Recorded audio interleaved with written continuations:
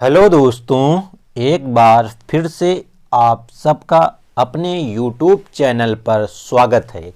तो दोस्तों, आज हम लेकर आ गए हैं जवाहर नवोदय विद्यालय एंट्रेंस एग्ज़ाम 2022 से संबंधित कक्षा 6 के प्रवेश परीक्षा के लिए कुछ मैथ के महत्वपूर्ण प्रश्नों को, जो आपके एंट्रेंस एग्ज़ाम के लिए बहुत ही इम्पोर्टेंट हैं और इसी प्रकार के प्रश्न एंट्रेंस एग्ज़ाम में पिछले वर्ष पूछे गए थे। तो बिना देर किए हुए देखते हैं आज की वीडियो का प्रश्न नंबर 1। तो आपका प्रश्न नंबर 1 लिखा है 94 का निकटतम दहाई तक सन्निकट मान है। सन्निकट मान का मतलब कि यहाँ पे हम उसके निकटतम किस अंक तक हम मान को ज्ञात कर सकते हैं। तो यहाँ पे एक संख्या बताई गई है 94।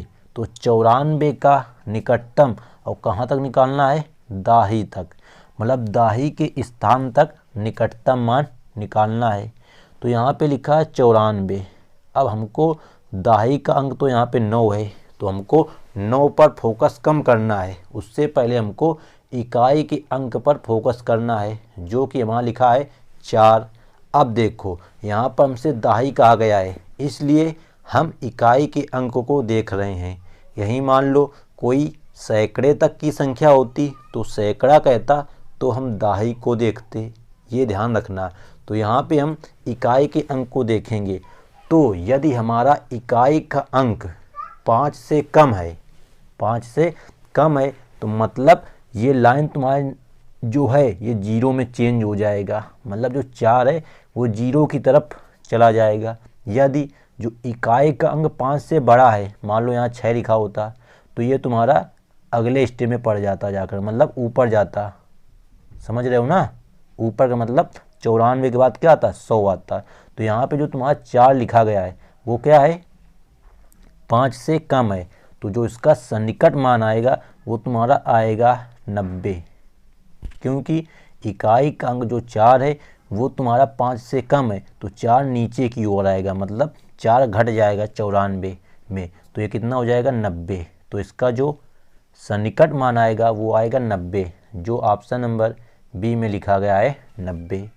अब इसी में हम आपको एक प्रश्न और बताते हैं, जैसे हमने लिख दिया 97, ठीक। अब हम कह दें कि 97 का निकटतम दहाई तक सन्निकट मान ज्ञात करो। तो देखो यहाँ पे जो इकाई में लिखा है कितना 7, वो क्या है 5 से बड़ा है। जब 5 से बड़ा है तो 7 तुम्हारा ऊपर की ओर मूव करेगा, मतलब 7 के ऊपर वाले मान लिए जाएंगे। तो जो इसका सन्निकट मान आएगा वो आ जाएगा 100। कितना, 100 आएगा। क्यों, क्योंकि इकाई का अंक जो है वो 5 से क्या है, बड़ा है। तो आप लोग ये चीज़ें याद रखना, बस आपको इन सभी चीज़ों में यही बात याद रखनी है कि जो मान निकालना है उसका पहले का जो अंक है वो 5 से छोटा है या 5 से बड़ा है, उसी के आधार पर हम प्रश्न के सन्निकट मान को ज्ञात करते हैं। तो ये हो गया तुम्हारा प्रश्न नंबर 1। अब देखते हैं अगला प्रश्न। तो अगला प्रश्न लिखा है, वह संख्या क्या होगी जिसे 2 सही 1/3 से गुणा करने पर गुणनफल 3 सही 1/2 प्राप्त होगा। मतलब कोई संख्या है जिसे हमको 2 सही 1/3 से गुणा कर दिया, तो जो हमारा आंसर आया है वो आया है 3 सही 1/2। तो हमको वह संख्या बतानी है। तो हम मान लेते हैं कि वह संख्या हमारी x है। तो हम देखो जैसा प्रश्न कह रहा है वैसा करेंगे। तो यहाँ लिखेंगे x गुणते, किसका गुणा कराना है, 2 सही 1/3। तो ये है 2 सही 1/3, ये तुम्हारी है कौन सी भिन्न, सही बटा की। तो इसको हम भिन्न बनाएंगे उचित भिन्न। तो क्या करेंगे, इन दोनों का गुणा कराएंगे और जो गुणा करने के बाद आएगा उसको अंश में जोड़ देंगे। तो कितना आएगा, 3 दूनी 6 और एक ऊपर वाला जोड़ देंगे 7। अब बटे क्या लिखेंगे, बटे जो यहाँ लिखा है कितना लिखा है 3, तो 7/3। तो यहाँ हम क्या लिख दें 7/3। अब बराबर क्यों हम लगा रहे हैं, क्योंकि प्रश्न में बोला है कि जो हमारा आंसर आना चाहिए कितना आएगा, गुणनफल 3 सही 1/2। इसका भी हम मान निकाल लेते हैं, 3 सही 1/2 का मान। तो इसी प्रकार इसका मान निकालेंगे, देखो ज़रा किस प्रकार निकाला जाएगा। तो यहाँ लिखा है 3 सही 1/2, तो यहाँ पर भी इन दोनों का करा लेंगे गुणा, तो 3 दूनी 6, ऊपर वाला एक जुड़ जाएगा, कितना आ जाएगा 7/2। तो मतलब वह संख्या यक्स हमने मानी, उसमें हमने 2 सही 1/3 मतलब 2/3 6 अंश वाला जुड़कर 7/3 का गुणा कराया, तो हमारा उत्तर आया 3 सही 1/2 मतलब 7/2। हमको निकालना है यहाँ पे किसका मान, x का मान निकालना है।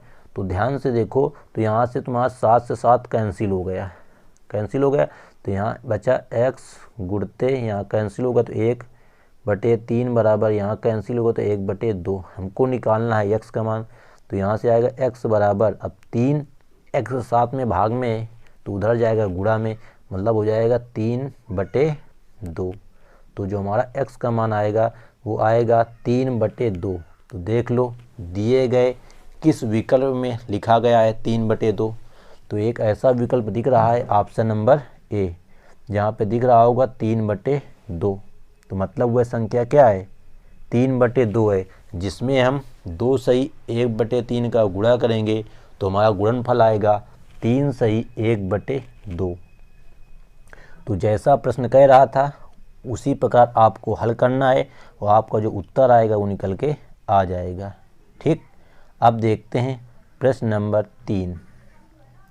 तो प्रश्न नंबर 3 लिखा है, एक रेलगाड़ी की लंबाई 200 मीटर है, मतलब एक कोई तुम्हारी रेलगाड़ी है, उसकी जो लंबाई है वो कितनी है 200 मीटर।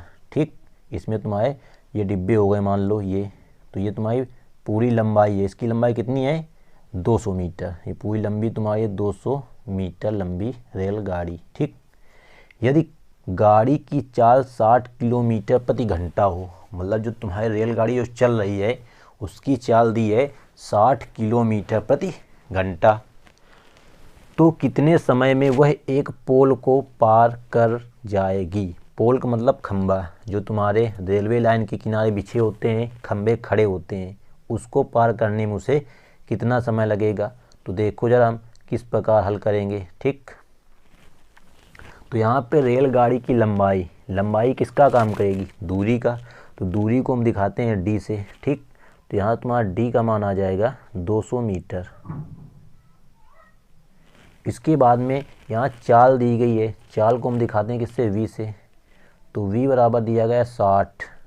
अब यहाँ 60 किलोमीटर प्रति घंटा में दिया गया है, लेकिन जो हमारे प्रश्न के आंसर दिए गए हैं वो दिए गए हैं सेकंड में, तो 60 किलोमीटर प्रति घंटा को हम मीटर प्रति सेकंड में बनाएंगे।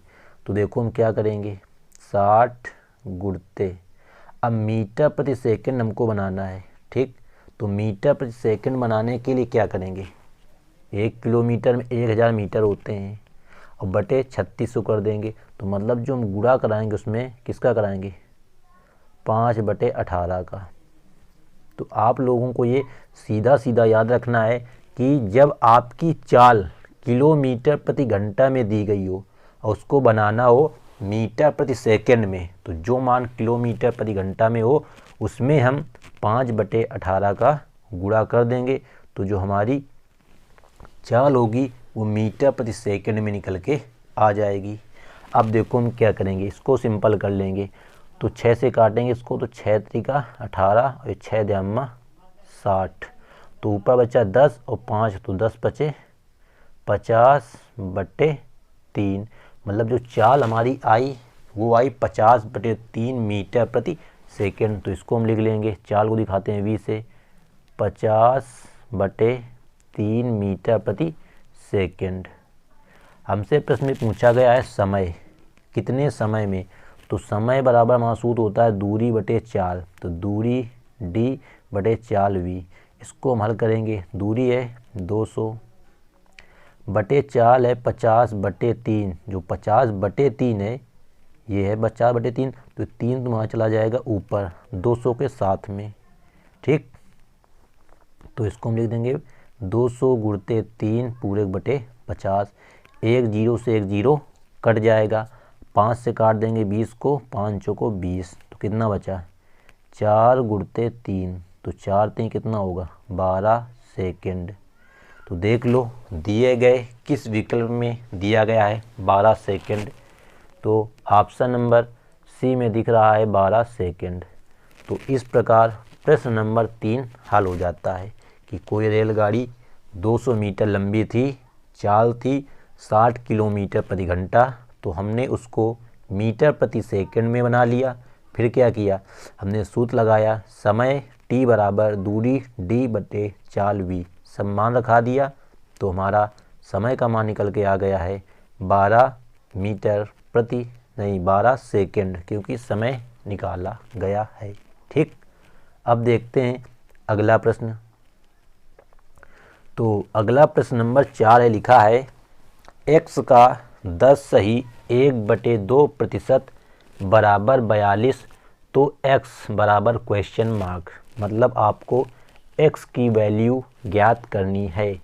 तो देखो हम किस प्रकार हल करेंगे, यहाँ लिखेंगे x का मतलब होता है गुणा का चिन्ह, जो यहाँ पे लिखा है का, तो का मतलब होता है गुणा का चिन्ह, हमने लगा लिया गुणा का चिन्ह।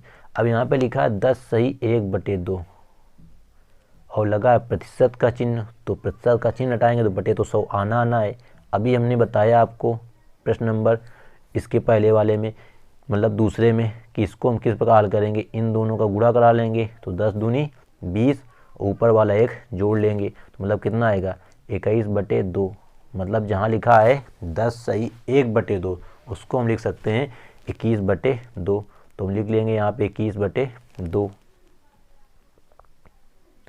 अब यहाँ प्रतिशत का चिन्ह भी हटाएंगे, तो यहाँ 100 का गुणा हो जाएगा, तो 2 पहले से लिखा था, 100 का गुणा हो जाएगा, कितना हो जाएगा 200, बराबर दिया है 42। ठीक, इसको हमको हल करके x का मान निकाल लेना है। तो देखो ज़रा, यहाँ हम लिखेंगे x बराबर 42